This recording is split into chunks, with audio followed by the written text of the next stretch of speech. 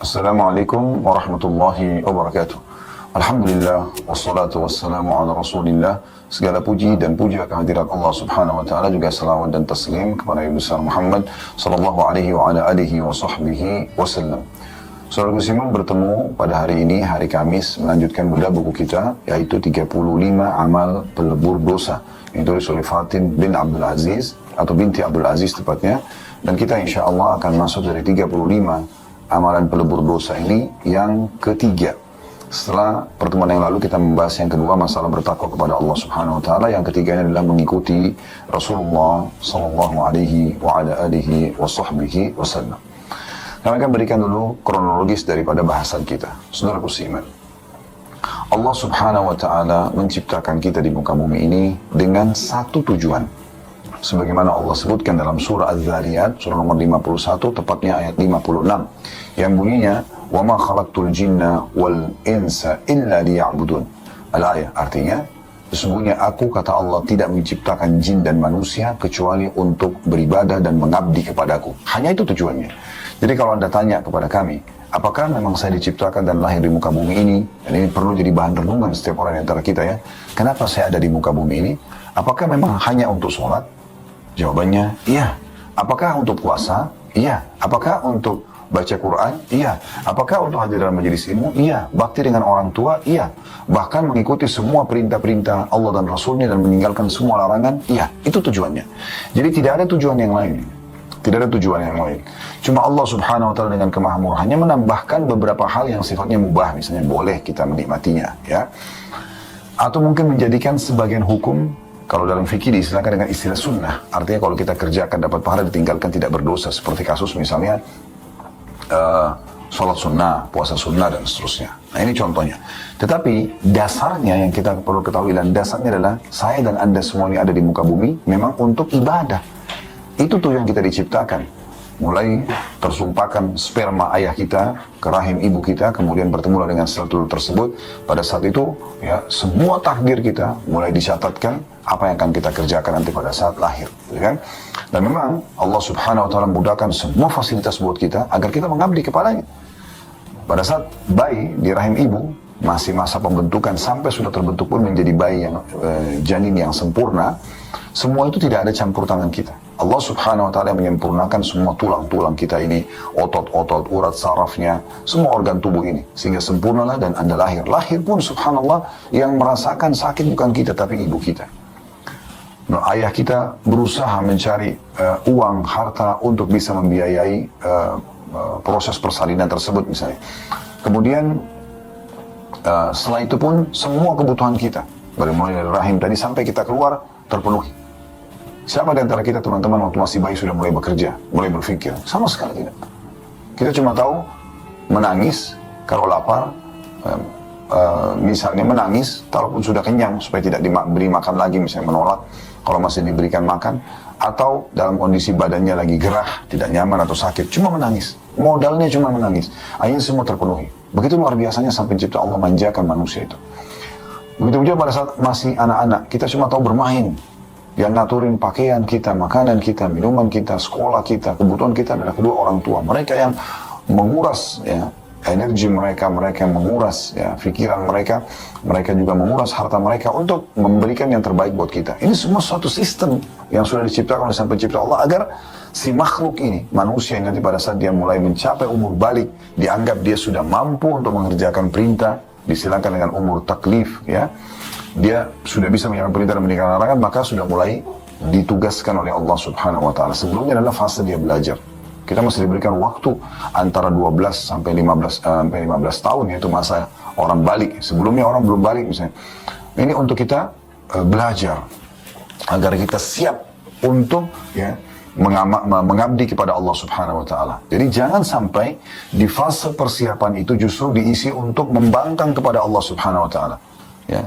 Menolak sholat, tidak diajar mengaji, tidak tutup aurat. Ini kekeliruan kadang-kadang dari sebagian orang tua ya, sehingga anaknya nanti pada saat balik sudah siap untuk bertugas mengabdi kepada Allah, tidak ada tugas lain ya. Maka itu luput Karena memang bukan itu yang dipersiapkan. Padahal sebenarnya semua tadi proses yang luar biasa yang Allah manjakan manusia ini tujuannya pada saat sudah sempurna akalnya, fisiknya, dan dia sampai pada umur balik diistilahkan, maka di situ dia harus siap untuk bisa mengabdi kepada Allah SWT. Dan mengabdinya sederhana, mengerjakan apa yang diperintahkan dan meninggalkan apa yang dilarang. Kemudian dia nikmati yang halal dan dia meninggalkan yang haram. Sederhana kok. Yang penting orang itu mau. Setelah itu dia akan diberikan kebahagiaan dunia kebutuhannya. Dia akan bahagia dengan dia patuh kepada Allah SWT, karena Allah menjanjikan orang-orang yang beriman, orang yang patuh kepada Allah beramal saleh akan diberikan kehidupan yang baik. Ya. Hayatan tayyibah dalam Al-Quran dikatakan kehidupan yang sempurna. Berikan kesehatan, diberikan makanan, minuman, seperti waktu dia masih bayi, tapi ini sedikit dia bekerja, Allah akan berikan kepada dia. Ya. Atau ada orang lain yang memberikan kepada dia secara cuma-cuma dengan mentraktir atau memberikan kepada dia makanan untuk pekerjaan misalnya. Jadi Allah mudahkan semua itu. Dan Allah juga memberikan balasan sempurna di akhirat. Surga yang dijanjikan dengan segala macam janji-janji yang luar biasa. Begitu juga orang yang membangkang. Mulai Allah berikan peringatan-peringatan orang kafir supaya didakwahi. Allah datangkan ujian-ujian kepada mereka supaya mereka kembali ke jalan Allah Subhanahu wa Ta'ala. Dan kalau mereka tidak mau, tetap saja membangkang, ngeyel, maka akhirnya di akhirat Allah akan berikan siksaan yang pedih tentunya. Nah, ini harus kita fahami dulu pondasi dasar ini. Nah, untuk menyampaikan pesan yang Allah Subhanahu wa Ta'ala inginkan sebagai pencipta, ini loh, mengabdi kepada aku tuh begini caranya. Ya. Untuk mengenal aku tuh begini caranya. Misalnya diajarkan ya, ini loh perintahku, ini loh laranganku, ini yang aku halalkan, ini yang aku haramkan. Maka Allah mengutus seorang Rasul. Ya. Rasul artinya utusan gitu kan. Allah mengutus utusan di sini. Utusannya ini ya dari kalangan kita sendiri manusia yang tentunya ya, jauh lebih sempurna dari manusia umumnya ya, secara fisik, secara jalur nasab, kecerdasan, kekuatan fisik dan segala macam. Ini memang dipilih oleh Allah SWT. Semua nabi-nabi sempurna di kaumnya, jalur nasabnya, keturunan maksudnya ya, kemudian fisiknya dan seterusnya.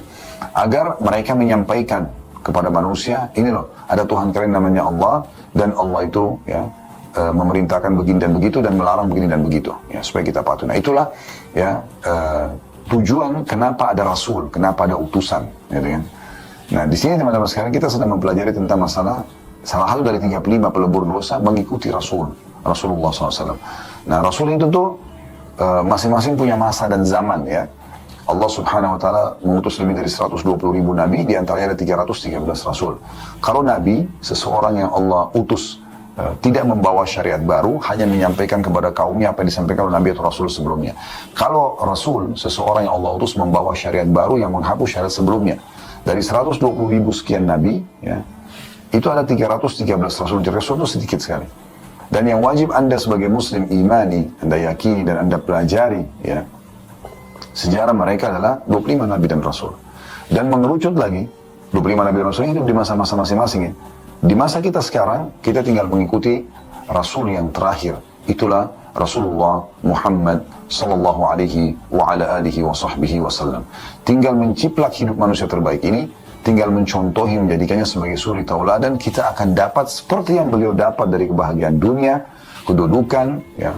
Kemudian juga di akhirat akan mendapatkan yang terbaik dari balasan Allah Subhanahu wa Ta'ala. Nah ini yang perlu kita garis bawahi dalam muqaddimah penyampaian tema kita.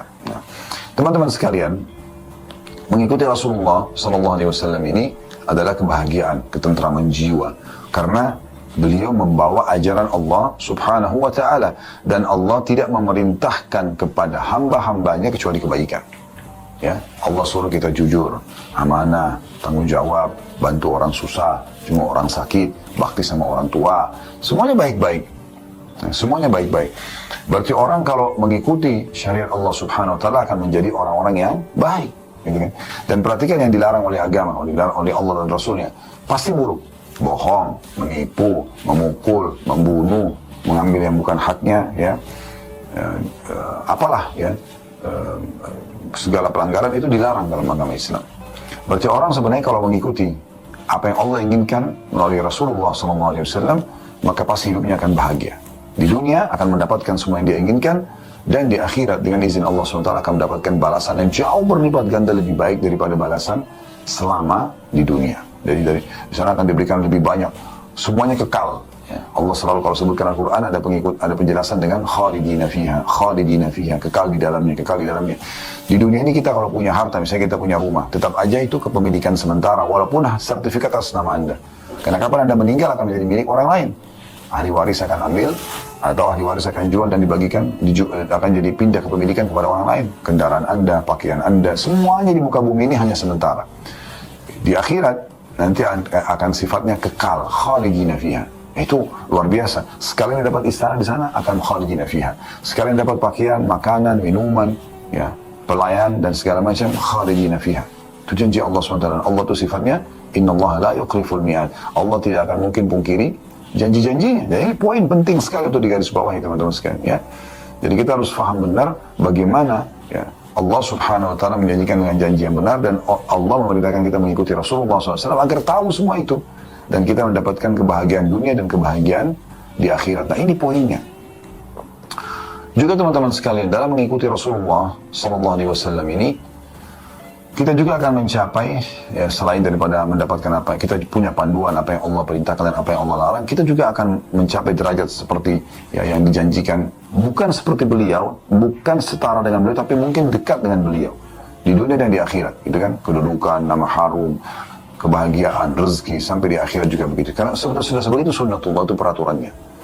Dari sisi yang lain teman-teman sekalian, kalau Anda tidak jadikan Rasulullah SAW sebagai suri tauladan, lalu siapa yang Anda akan jadikan sebagai suri tauladan Anda? Nah, seorang pemabuk kah? Seorang narkotika kah? Atau seorang, ya, umumnya, ya, yang banyak melanggar hukum Allah Subhanahu wa taala, itu akan dijadikan sebagai suri tauladan? Apa yang mereka akan berikan kepada Anda? Bahkan banyak orang menjadikan orang-orang yang melanggar hukum Allah Subhanahu wa taala dan akhirnya menutup hidupnya dengan bunuh diri misalnya, karena dijadikan suri tauladan maka dicontohi sampai ke masalah bunuh dirinya. Kita diperintahkan untuk mengikuti ini, dan ini tujuan dasar kita diciptakan, ya. Kebahagiaan ada di situ dengan mengikuti Rasulullah SAW. Juga poin penting dalam mengikuti Rasulullah SAW ini, jangan setengah-setengah, ya. Jangan sampai Anda memilah mana yang Anda suka, Anda terima syariatnya, mana yang Anda tidak suka, Anda tidak terima. Atau Anda melakukan apa yang memang tidak diperintahkan oleh beliau. Karena beliau memang diperintahkan oleh Allah SWT dan diutus untuk membawa ajaran Allah kepada kita. Jadi kita nggak perlu nambah, nggak perlu kurangin. Itu poin penting sekali. Karena banyak orang subhanallah membumbu-bumbuhi syariat Nabi Muhammad SAW sehingga mereka menambah-nambah sambil mengatakan, kan ini baik, ini kan tidak masalah, ini dan seterusnya. Padahal Nabi SAW tidak mencontohkannya. Lalu untuk apa Nabi SAW diutus? Apakah Anda merasa lebih pintar daripada Nabi SAW sehingga Anda harus membuat syariat baru yang Nabi SAW tidak contohkan? Kan ini unik, ya. Tapi kalau diingatkan tetap saja ngeyel kadang-kadang, ya sudah, itu hak pribadi. Ya, yang penting sudah disampaikan kepada mereka kalau kita harusnya menjaga kemurnian ajaran Nabi alaihi salatu wassalam, karena Nabi SAW itu sudah menyampaikan semua amanah yang dibebankan di pundak beliau oleh Allah Subhanahu wa taala. Beliau tidak menghembuskan nafas terakhir kecuali sudah menyampaikan semuanya.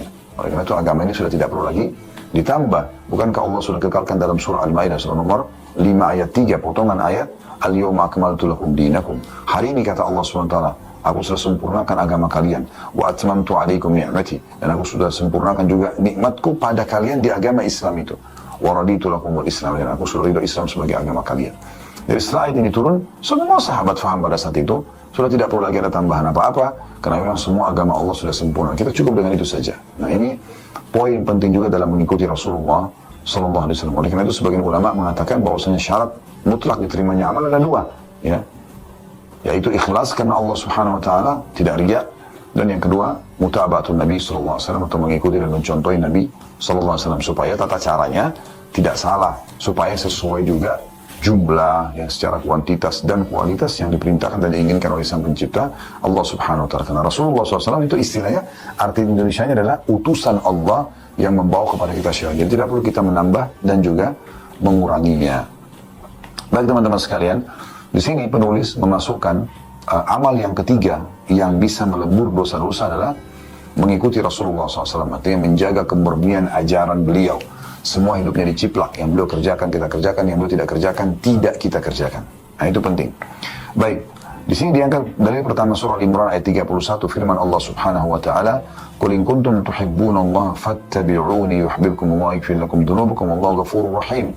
Katakanlah, jika kamu benar-benar mencintai Allah, maka ikutilah aku. Niscaya Allah akan mengasihi dan mengampuni dosa-dosamu, dan Allah Maha Pengampun lagi Maha Penyayang. Perhatikan, Allah Subhanahu wa taala memerintahkan Nabi Muhammad sallallahu alaihi wasallam untuk mengucapkan ini. Katakanlah hai Muhammad kepada semua pengikutmu, semua manusia, jika kamu benar-benar mencintai Allah, mau mencintai sang pencipta Allah, mau dicintai oleh Allah Subhanahu wa taala, dipenuhi semua kebutuhannya, diampuni dosanya, diberikan solusi pada saat sedang menghadapi permasalahan, maka kata Nabi SAW, ikutilah aku. Ini perintah Allah. Ikuti Rasulullah SAW, ciplak hidupnya, kerjakan yang dikerjakan, jangan dikerjakan yang tidak dikerjakan, dan tinggalkan apa yang dilarang. 3 hal itu ya.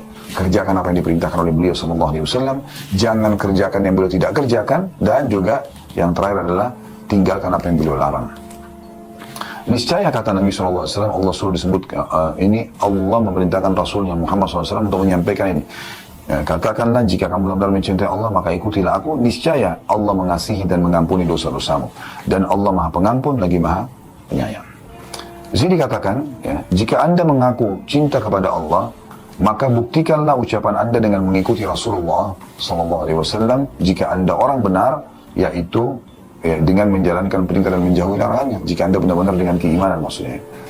Maka jika Anda benar-benar mengikuti dan membenarkan semua yang diajarkan beliau dari Allah Subhanahu wa taala, niscaya Allah akan mengampuni semua dosa Anda yang telah lewat dan tidak menyiksa Anda. Karena mencontohi Nabi SAW, Anda bisa menyampaikan di hadapan Allah. Kalau ditanya, kenapa kalau ini? Karena Rasulullah SAW kerjakan, ini contohnya. Kenapa kau tidak kerjakan ini? Karena Rasulullah SAW tidak kerjakan. Sesungguhnya Allah maha mengampuni dosa hambanya yang beriman dan maha pengasih terhadap seluruh makhluknya. Maksudnya, dengan mengikuti Rasulullah SAW, kita akan aman. Ibadah kita diterima, dosa kita dimaafkan. Yang tadi dikatakan, kalau mengikuti Allah SWT dalam surah Al-Imran tadi, maka yakfir lakum dzunubakum. Allah akan maafkan dosa-dosa kalian. Ini sebab kenapa dimasukkan sebagai pelebur dosa yang nomor 3 di sini ya. Kemudian penulis mengangkat lagi surah Al-Ahqaf ayat 31 yang berbunyi, Ya qaumi ajibu da'i Allah wa aminu bihi yakfir lakum min dhunubikum wa yujirkum min adzabin alim. Hai kaumku. Jadi ini cerita tentang para jin-jin yang beriman kepada Nabi Muhammad SAW, lalu mereka menjadi da'i di komunitas mereka. Mereka berkata, jin-jin yang beriman kepada jin-jin yang lainnya yang belum beriman. Hai kaum kami, terimalah seruan orang-orang yang menyeru kepada Allah dan berimanlah kepadanya. Niscaya Allah akan mengampuni dosa-dosa kamu dan melepaskan kamu dari azab yang pedih. Jadi di sini jin pada saat mendengarkan Nabi SAW membaca Al-Quran dan akhirnya mereka beriman, dikenal dengan jin Nusaybin ya, di dalam buku-buku sejarah. Pada saat penduduk Mekah justru menolak mendengarkan dakwah Nabi SAW, Allah utus kalangan jin yang beriman kepada beliau. Nah, jin-jin yang beriman langsung pulang kaumnya lalu mendakwakan dan mengatakan, wahai kaum, terimalah seruan. Sekarang kami datang dari seorang Rasul, terima seruannya. Ya.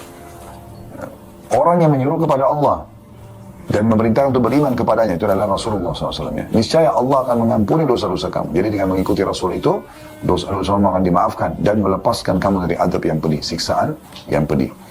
Imam At-Tabari, rahimahullah, seorang ulama tafsir yang masyhur, menyebutkan dalam tafsirnya bahwa yang dimaksud dengan da'i Allah, kan di situ pertolongan ayat, Ya qaumi ajibu da'i Allah. Wahai kaum kami, jawablah penyeru ya, agama Allah atau da'i di jalan Allah.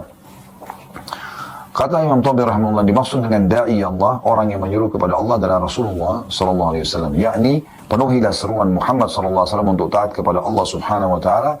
Benarkanlah apa yang dibawa oleh beliau. Tegakkanlah perintah maupun larangan beliau, sehingga Allah akan mengampuni dosa-dosamu, menutupi kesalahanmu, dan tidak akan membeberkannya di akhirat kelak sebagai azab bagimu. Ya, tidak akan membuka aibmu di akhirat nanti. Allah akan menyelamatkanmu dari azab yang pedih kalau kamu mau bertobat dan mau kembali beriman kepada Allah dan kepada penyuruh Allah, yaitu Rasulullah SAW.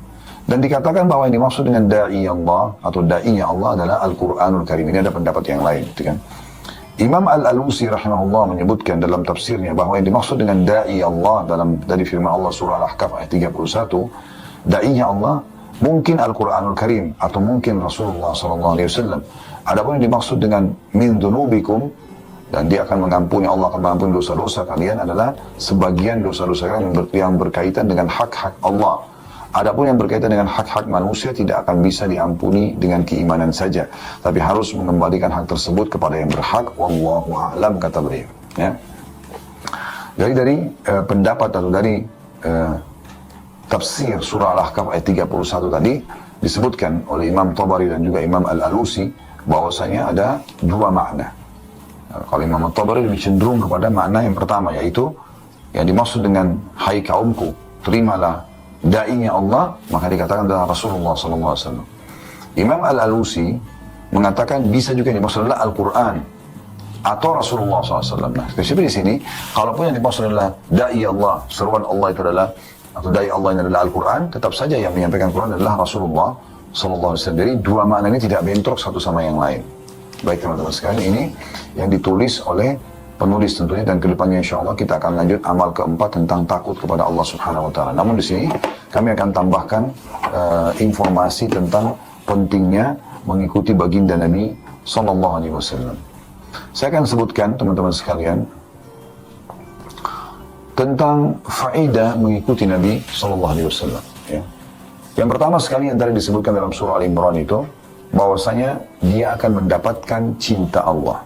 Karena kan dikatakan qul in kuntum tuhibbunallah fattabi'uni yuhibbukumullah. Kalau kalian mengaku mencintai Allah atau ingin mencintai Allah, maka ikutilah aku. Ya. Kata Nabi SAW, dan Allah perintahkan itu. Ya. Maka niscaya Allah akan mencintai kalian. Yuhibbukumullah. Baru plusnya wa yaghfir lakum dzunubakum, dan akan memaafkan dosa-dosa kalian. Jadi ini faedah pertama. Kita akan mendapatkan cinta Allah Subhanahu wa taala. Dan kalau kita mendapatkan cinta Allah, pastikan teman-teman sekalian, kebutuhan kita akan dipenuhi oleh Sang Pencipta Allah. Karena memang yang ciptakan kita Allah, yang ciptakan kebutuhan kita Allah, yang bisa mempertahankan dan menambahnya Allah, dan Allah tidak akan pernah habis stoknya. Selalu saja udara ada, selalu saja air ada, selalu saja kebutuhan semua manusia ada, populasi hewan-hewan, tumbuh-tumbuhan, buah-buahan, sayuran, semuanya ada. Kemudian Allah Subhanahu wa taala juga akan maafkan kesalahan kalian. Kapan ada pelanggaran, tinggal taubat, Allah akan maafkan. Juga Allah akan menolong dan memberikan solusi pada saat sedang menghadapi permasalahan. Ini semua makna daripada ya, Allah bila mencintai hambanya akan memberikan ini. Yang kedua teman-teman sekalian, orang yang mentaati Rasulullah sallallahu alaihi wasallam mendapati ya, panduan hidup. Jelas arah hidupnya. Dia tahu apa tujuan dia hidup, sebagaimana tadi kami jelaskan, mana yang halal, mana yang diperintahkan, mana yang haram, diperintahkan untuk dijauhi, ya. Jelas bagi dia. Sehingga dia berjalan di muka bumi ini tahu tujuan hidupnya apa, siapa penciptanya, mana yang boleh dia nikmati dari makanan, minuman, pakaian, pergaulan, pendapatan, dan mana yang tidak boleh. Dia punya panduan hidup jelas, gitu kan. Seperti itu orang yang mengikuti Rasulullah SAW. Dan apalagi yang kita inginkan? Kalau ingin membahas menjadi seorang anak, beliau sebaik-baik anak. Kemudian kalau ingin membahas beliau sebagai seorang tua, beliau adalah sebaik-baik orang tua. Kalau ingin membahas beliau sebagai sahabat, beliau adalah sebaik-baik sahabat. Kalau mau membahas sebagai pedagang, beliau adalah sebaik-baik saudagar. Membahas tentang politik, beliau sebaik-baik politikus. Membahas tentang menjadi panglima perang, ya, beliau sebaik-baik panglima perang.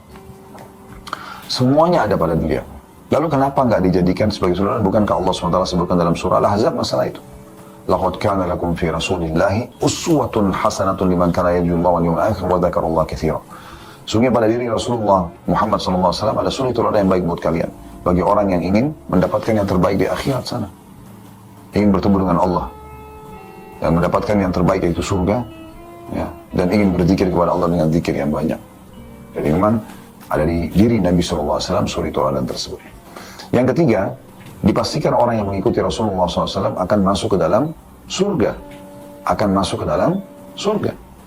Perhatikan bagaimana hadis Nabi SAW yang mulia. Hadis ini setiap kali saya baca, maka saya renungi, ya Allah, benar-benar sebenarnya mudah kok agama ini. Yaitu dengan mengikuti saja Rasulullah SAW. Udah ikutin aja. Nabi buat apa, lakukan. Nabi nggak buat, jangan dibuat. Nabi larang, jauhi. Selesai. Itu aja kok sebenarnya konsepnya. Dan itu yang selama ini kami selalu sampaikan dalam dakwah kami bersama dengan teman-teman dai yang lain yang memang sefaham dengan ini. Gitu. Bagaimana kita betul-betul menjaga kemurnian ajaran Nabi SAW. Apa yang Nabi kerjakan, kerjakan. Apa yang Nabi tidak kerjakan, jangan kerjakan. Apapun alasan Anda. Apa yang Nabi larang, jauhi. Selesai. Itu baru betul-betul menjadikan Nabi SAW sebagai suri tauladan. Dalam sebuah hadis yang sahih, hadis ini hadis yang sangat mulia. Hadis ini diriwayatkan Bukhari nomor 7280 dan Imam Ahmad juga jadi 2 halaman 361. Ya. Bunyinya, An Abi Hurairah radhiyallahu anhu, dari Abu Hurairah radhiyallahu anhu, anna Rasulullah sallallahu alaihi wasallam qala, bahwasanya Rasulullah sallallahu alaihi wasallam bersabda, kullu ummati yadkhuluna al-jannata illa man aba. Semua umatku tidak terkecuali, laki-laki, perempuan, pasti akan masuk ke dalam surga, kecuali yang menolak. Perhatikan bahasa beliau, kecuali yang menolak. Ini menarik ya. Qalu ya Rasulullah wa may ya'ba. Para sahabat penasaran lalu bertanya, ya Rasulullah, siapa tuh kira-kira yang menolak untuk masuk surga? Aneh bagi mereka. Kok ada orang diberikan fasilitas di dunia bagi ahli surga itu kan kena selalu patuh ya. Mereka jujur, mereka amanah, mereka tanggung jawab, mereka bakti sama orang tua, membantu orang susah juga, orang sakit, kan baik-baik semua. Jauh dari sifat bohong, jauh menipu, jauh ganggu orang, semuanya. Jadi kan itu perbuatan ahli surga tuh. Di dunia mereka bahagia, dicintai Allah, dicintai oleh para manusia, itu kan mendapatkan kebahagiaan di dunia, dan di akhirat juga dapat surga. Siapa yang nolak itu? Perhatikan jawaban Nabi SAW. Qala, man ata'ani dakhala al-jannah, wa man asani faqad aba. Siapa yang mengikutiku, patuh padaku, kerjakan apa yang aku kerjakan. Tidak menambah-nambah apa yang tidak aku kerjakan. Ya. Dan juga meninggalkan apa yang aku larang, maka dia telah patuh kepadaku, itu masuk surga. Dan waman asani faqad aba, siapa yang bermaksiat kepadaku, gitu kan, mendurhakaiku, maksudnya adalah menolak perintah, melanggar pelanggaran, atau menambah-nambah perbuatan yang tidak pernah aku contohkan, maka dia menolak. Artinya ada ancaman tertunda untuk masuk dalam surga oleh umat Islam, karena harus dibersihkan dulu dosa-dosanya. Ini makna hadis yang luar biasa gitu, ya. Bagaimana Nabi SAW merangkumkan kepada umat ini sederhana. Udah, patuhi aku saja, ciplaklah hidupku, selesai. Apa yang aku kerjakan, kerjakan. Apa yang aku tidak kerjakan, jangan dikerjakan. Ini selalu saya ulangi. Dan juga apa yang aku larang, dijauhi. Nah, ini yang dimaksudkan dengan hadis Nabi alaihi salatu wassalam tadi, atau hadis yang diriwayatkan oleh Bukhari dan juga Imam Ahmad. Teman-teman sekalian, kita akan lanjutkan insyaallah dengan bahasan atau lanjutan bahasan kita dengan beberapa dalil tambahan bagaimana pentingnya seseorang mengikuti Rasulullah sallallahu alaihi wasallam.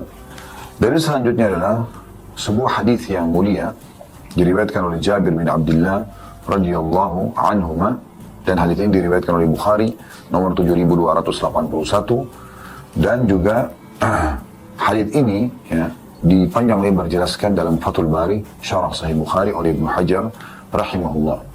Baik, kita akan sampaikan teman-teman sekalian isi hadisnya. An Jabir bin Abdullah radhiyallahu anhuma, dari Jabir bin Abdullah radhiyallahu anhuma, qala, beliau berkata, ja'at malaikatun ila Nabi sallallahu alaihi wasallam. Allah telah mengutus malaikat yang datang kepada Nabi sallallahu alaihi wasallam wa huwa naim, sementara Nabi SAW sedang tidur. Faqala ba'duhum, maka sebagian malaikat itu berkata kepada sebagian yang lain, innahu naimun, orang ini lagi tidur, maksudnya Nabi Muhammad SAW. Wa qala ba'duhum an inna atau anna al-aina naimatun wal qalba yakzan. Sesungguhnya memang matanya lagi tidur tapi hatinya bangun. Faqalu inna li sahibikum hada mathala. Sebagian mengatakan sesungguhnya orang ini dijadikan sebagai perumpamaan, atau perumpamaan untuknya. Fadribu lahu mathala, maka coba jelaskan perumpamaan itu. Faqala ba'dum innahu naim, sebagian malaikat mengatakan tapi dia masih tidur. Wa qala ba'dum innal 'aina na'imatun wal qalbu yakzan, sesungguhnya matanya memang terlihat tidur tapi hatinya bangun. Faqalu, maka berkatalah para malaikat tersebut, mathaluhu kamathali rajulin bana dara, perumpamaan orang ini seperti orang yang membangun sebuah rumah. Wa ja'ala fiha ma'zubatan wa ba'atha da'iyan faman ajaba ad-da'iya dakhala ad-dar wa akala minal ma'zubah. Artinya bahwasanya perumpamaan orang ini seperti orang yang membangun rumah, lalu dia menyediakan hidangan dalam rumahnya itu. Kemudian dia memutus orang-orang untuk mengundang orang lain, ayo, gitu, datang, makan. Maka ada orang yang memenuhi undangan itu dan masuk ke dalam rumah, serta akhirnya makan hidangan. Ya. Di sini karena dia menjawab undangan tadi Nabi SAW. Artinya diajak untuk masuk Islam, mereka mau. Ajak untuk mengerjakan sunnah, mereka mau. Kemudian lanjutan hadisnya adalah faqalu wa man lam yujib ad-da'iya lam yadkhul ad-dar wa lam ya'kul min ma'dubah atau minal ma'dubah. Dan siapa yang tidak menjawab seruan panggilannya orang ini, maka dia tidak akan masuk ke dalam istana atau rumah tadi dan tidak akan dapat makanan. Faqalu awwaluha lam yafqahha atau awwiluha lahu yafqahha. Maaf, jadi ini yang benar yang kedua ya. Awwiluha lahu yafqahha. Faqala ba'dum innahu na'im wa qala ba'dum innal 'ayna na'imatun wal qalbu yakdhan. Faqalu fad-darul jannah wad-da'i Muhammadun sallallahu alaihi wasallam faman ata'a Muhammadan sallallahu alaihi wasallam faqad ata'a Allah wa man 'asa Muhammadan sallallahu alaihi wasallam faqad 'asa Allah wa Muhammadun sallallahu alaihi wasallam farraqa bainan nas. Artinya ya, coba berikan perumpamaan. Kan tadi itu perumpamaan itu adalah perumpamaan orang ini, kata sebagian malaikat tentang Nabi Muhammad SAW, seperti orang yang membangun rumah lalu dia menyiapkan hidangan makan lalu dia memanggil orang-orang untuk datang. Ada di antara manusia yang menjawab panggilan itu, mereka masuk ke dalam rumah tadi, kemudian mereka ikut makan. Ada orang-orang yang tidak mau menjawab panggilan tersebut, maka akhirnya mereka tidak masuk rumah dan tidak dapat makanan tersebut. Sebagian malaikat mengatakan, coba ya jelaskan lebih jauh, ya terangkan makna, tafsir ya daripada perumpamaan tersebut agar orang dapat faham. Maka sebagian mereka berkata, ia sedang tidur. Sebagian lagi mengatakan, matanya tertidur tapi sebenarnya hatinya sadar. Lalu para malaikat berkata, rumah yang dimaksud tadi adalah surga. Dan da'i, orang yang mengundang adalah Muhammad SAW. Maka barang siapa yang mentaati Muhammad SAW, berarti dia telah taat kepada Allah. Dan barang siapa yang mendurhakai Muhammad SAW, maka dia telah durhaka kepada Allah. Dan Muhammad SAW adalah pemisah di antara manusia. Maksudnya, mana yang beriman, mana yang kafir. Nah, di sini kita lihat saksi bahasanya adalah potongan akhir daripada hadis Bukhari ini. Bagaimana Nabi Muhammad SAW itu diberikan perumpamaan seperti seseorang yang mengajak orang menuju ke surga. Rumah tadi yang dianggap dibangun itu adalah dianggap bangunan surga, ya, dan orang yang menyeru untuk datang ke bangunan tersebut adalah Nabi Muhammad SAW. Dan siapa yang mengikuti seruan tersebut dipastikan nanti dia akan ya masuk dalam surga dan makan dari makanan surga. Ini yang dimaksud. Hadis selanjutnya adalah sabda Nabi SAW dari hadis Abu Musa al-Ash'ari radhiyallahu anhu, dan hadis ini diriwayatkan oleh Bukhari nomor 6482, sama 7283 dan Imam Muslim nomor 2283 di jilid 16 ya. Saya bacakan langsung saja hadisnya. An Abi Musa radhiyallahu anhu, dari Abu Musa radhiyallahu anhu an Nabi sallallahu alaihi wasallam qala, bahwasanya Nabi sallallahu alaihi wasallam bersabda, "Innama mathali wa mathalu ma ba'athani Allah bihi kamathali rajulun ata qauman faqala ya qaumi inni ra'aytu al-jaysha bi'aynayya wa inni ana an-nadhiru al-'uryan فالنجاء فأطاؤوا طائفة فأطاءه طائفة من قومه فأدلجوا فانطلقوا على مهلهم فنجوا وكذبت طائفة منهم فأصبحوا مكانهم فصبحهم الجيش فأهلكهم واجتهاهم فذلك مثل من أطاعني فاتبع ما جئت به ومثل من عصاني وكذب بما جئت به من الحق." Terjemahannya, dari Abu Musa al-Ash'ari radhiyallahu anhu, bahwasanya Rasulullah sallallahu alaihi wasallam bersabda, perumpamaanku dan perumpamaan apa-apa yang telah Allah utus aku ya dengannya seperti orang yang mendatangi satu kaum. Ia berkata, "Wahai kaumku, sesungguhnya aku melihat pasukan musuh dengan mata kepalaku, dan sesungguhnya aku mengancam yang sesungguhnya ya, ancamannya nyata. Maka mari kita menuju kepada keselamatan. Segera selamatkan diri karena musuh sudah dekat." Sebagian dari kaumnya mentaatinya. Lalu mereka pun pergi bersama penyeru ini. Selamatlah mereka. Sebagian dari mereka mendustakan, gak ada pasukan, gitu, gak ada siksaan. Maka pada pagi harinya mereka diserang oleh pasukan musuh, lalu mereka dihancurkan dan diluluh lantakkan. Demikianlah perumpamaan orang-orang yang taat kepadaku dan mengikuti apa yang aku bawa, dan perumpamaan orang-orang yang durhaka kepadaku dan mendustakan kebenaran yang aku bawa. Ini perumpamaan lagi. Ya, hadis yang mulia ini Nabi SAW berikan gambaran, perumpamaanku adalah seperti satu orang dari satu komunitas kaum yang datang kepada mereka lalu mengingatkan kaumnya. Hai kaumku, aku ini melihat dengan kedua mataku ini, pasukan besar akan menyerang kita. Ayo segera selamatkan diri. Ada di antara kaum, maksudnya adalah kaum manusia di sini ya, bisa dari Quraisy sampai seluruh manusia di muka bumi ini. Ada kaum yang mengikuti itu. Oh ya, ini betul Rasulullah, lalu beriman kepadanya, lalu mengerjakan perintahnya, meninggalkan larangannya, dan tidak membuat-buat apa yang tidak diperintahkan. Ya. Maka pada saat itu, mereka pun selamat, karena mengikuti seruan tersebut. Dan ada di antara kaum, baik dari Quraisy atau seluruh manusia yang menolak dakwah Nabi SAW, yang menolak itu. Maka mereka pun tidak ikut menyelamatkan diri. Akhirnya di pagi hari pasukan datang dan menyerang mereka dan meluluh-lantahkan mereka. Maka Nabi SAW mengatakan, ini adalah perumpamaan orang yang mengikutiku. Mereka akan selamat masuk dalam surga, tidak disiksa dan segala macam. Dan ini adalah perumpamaan juga orang-orang yang membangkang kepadaku. Justru mereka akan kena hukuman nantinya. Ini luar biasa ini ya. Perumpamaan yang diberikan oleh Nabi alaihi salatu wassalam.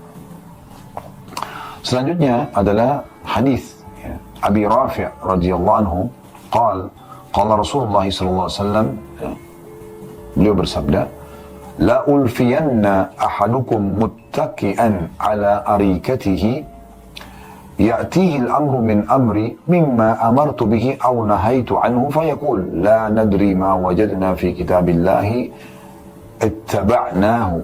Ya, artinya dari Abu Rafi' radhiyallahu anhu, beliau berkata, Rasulullah SAW, nanti akan ada seseorang di antara kalian yang duduk bersandar di sofanya, di dipannya, lagi santai. Lalu datang kepadanya perintah dari perintahku, dari apa-apa yang aku perintahkan dan apa yang aku larang. Rasulullah perintahkan, Rasulullah melarang. Ia berkata, aku tidak tahu apa-apa. Yang kami dapati dalam kitabullah kami ikuti, ya. Dan yang tidak dapat dalam kitabullah kami tidak ikuti. Maksudnya di sini adalah, ya, bagaimana nanti akan ada orang menolak ajaran Nabi SAW. Mereka cuma bilang ya sudah cukup dengan Al-Quran saja. Nggak perlu ada rincian Nabi Muhammad SAW. Ini juga salah. Karena tidak mungkin memahami Al-Quran kecuali dengan mengikuti Nabi SAW. Gitu kan? Bagaimana caranya kita memahami apa yang dia sampaikan dalam Al-Quran, misalnya dalam perintah sholat, kalau kita tidak mengikuti Nabi SAW, makanya beliau diperintahkan oleh Allah untuk menyebutkan Sallu kama ra'aitumuni usolli. Sholatlah sebagaimana kalian melihat aku sholat misalnya. Nah itu penting. Dan banyak hal-hal yang berhubungan dengan harusnya kita mengikuti Nabi SAW. Cukup banyak ya hal-hal yang seperti yang disampaikan oleh beliau ya. Kemudian Nabi SAW juga mengatakan dalam hadis yang lain dari hadis Abu Hurairah radhiyallahu anhu qala Rasulullah SAW, inni taraktu fikum syai'aini lan tadillu ba'dahuma kitaballahi wa sunnati wa lam yatafarraqa hatta yarida alayya al-haud.